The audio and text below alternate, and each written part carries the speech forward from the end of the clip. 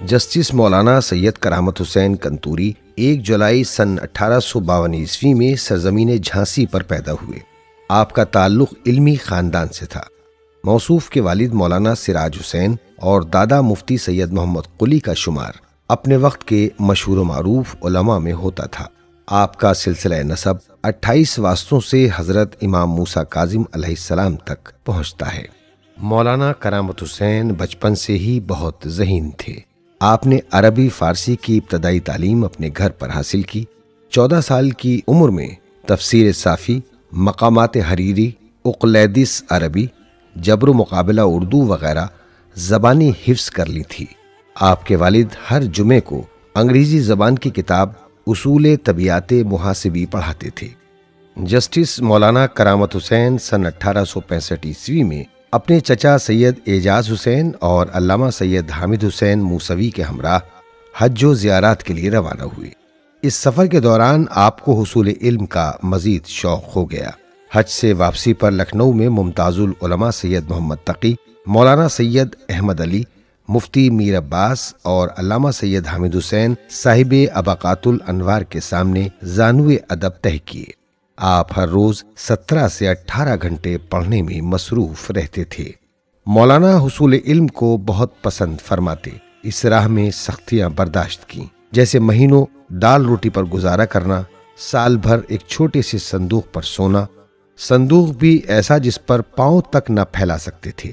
جب نیند آتی تو کتابوں کو صندوق میں بند کر کے اسی پر سوتے، کروٹ لینے کی ضرورت پڑتی تو بیٹھ کر دوسری طرف لیٹ جاتے۔ موصوف نے علم حدیث، تفسیر، فقہ، اصول، معنی و بیان اور عربی ادب میں مہارت حاصل کی۔ آپ کو دیوان حماسہ اور نہج البلاغہ کے بہت سے حصے زبانی یاد تھے۔ عربی فارسی کے علاوہ آپ کو انگریزی اور جرمنی زبان پر بھی مہارت حاصل تھی۔ موصوف میں لوگوں کی خدمت اور قانونی امور کے مسائل حل کرنے کا جذبہ بہت تھا۔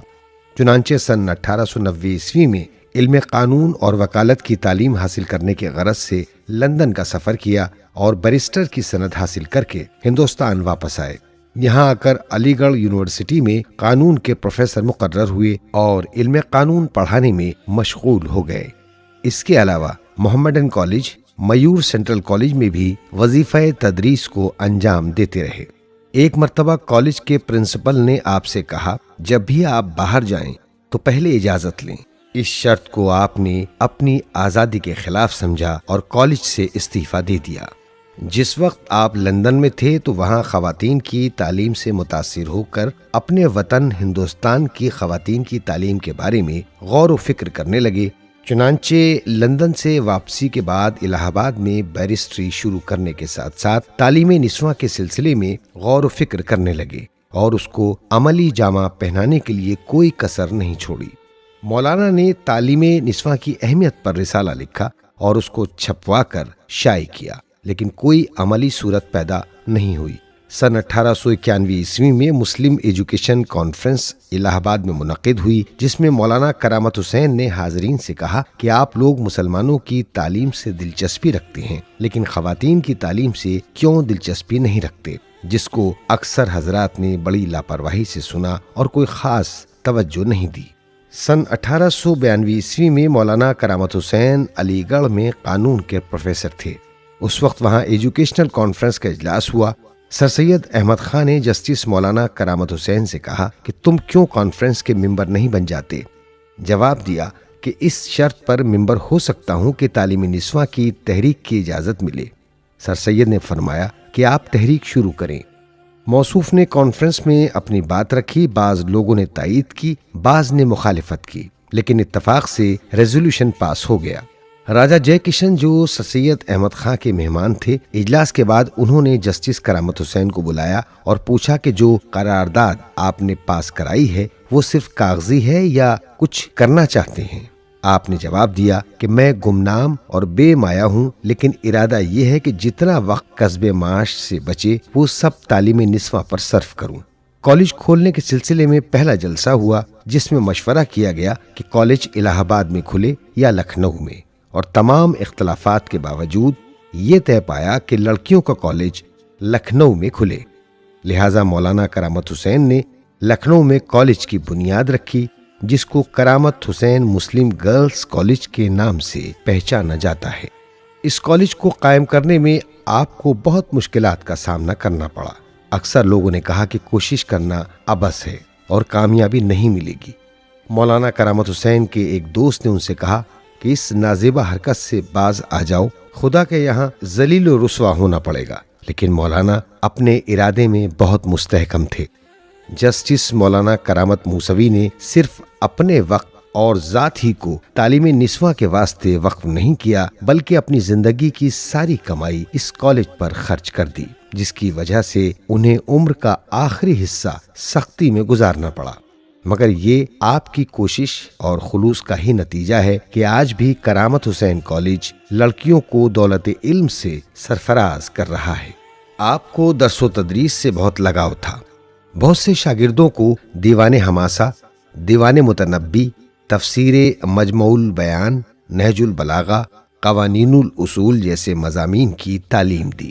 مولانا کرامت حسین نے تمام تر مصروفیات کے باوجود تصنیف و تالیف کا دامن ہاتھ سے نہیں جانے دیا اور بہت سے آثار اپنے بعد والی نسلوں کے لیے چھوڑے، جن میں آپ کی پہلی تصنیف نجاست طعام اہل کتاب تھی، جسے علامہ سید احمد علی نے دیکھ کر بہت تعریف کی اور کہا، میں آپ کے لیے اجازہ اجتہاد تحریر کر دیتا ہوں۔ مولانا سید کرامت حسین موسوی نے اجازہ لینے سے انکار کر دیا۔ آپ کی دیگر تصانیف میں رسالہ تعلیم نسواں، رائٹ اینڈ ڈیوٹی انگریزی، سائنس آف لا، فقہ اللسان اور رسالہ فی امور العامہ وغیرہ شامل ہیں۔ آپ معلم، مصنف اور جسٹس ہونے کے ساتھ ساتھ بہترین مقرر بھی تھے۔ موصوف کی تقریر سادہ، مختصر اور مؤثر ہوتی تھی، جسے سامعین آسانی سے سمجھ لیتے تھے۔ آپ نہایت ذہین، سادہ مزاج، سخی، صاف گو، وعدے کے پابند، قناعت پسند، مہمان نواز، خوددار اور خوش اخلاق انسان تھے۔ امیر و غریب سب کے ساتھ یکساں سلوک کرتے۔ جو شاگرد آپ کے پاس پڑھنے آتے ان کے احترام میں بھی کھڑے ہو جاتے۔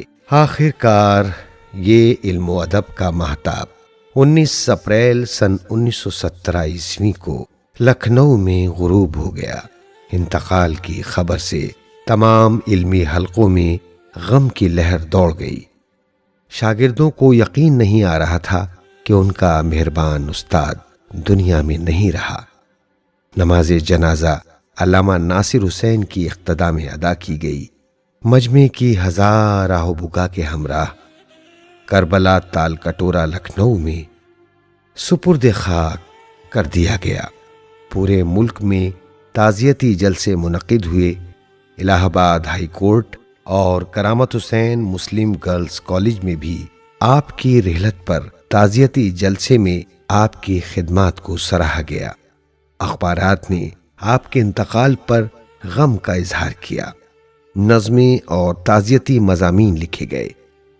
یوں یہ عظیم عالم دین، معلم، وکیل، جسٹس، خطیب اور مصلح قوم ہمیشہ کے لیے رخصت ہو گئے، مگر ان کا لگایا ہوا تعلیمی پودا کرامت حسین گرلز کالج آج بھی سرسبز ہے۔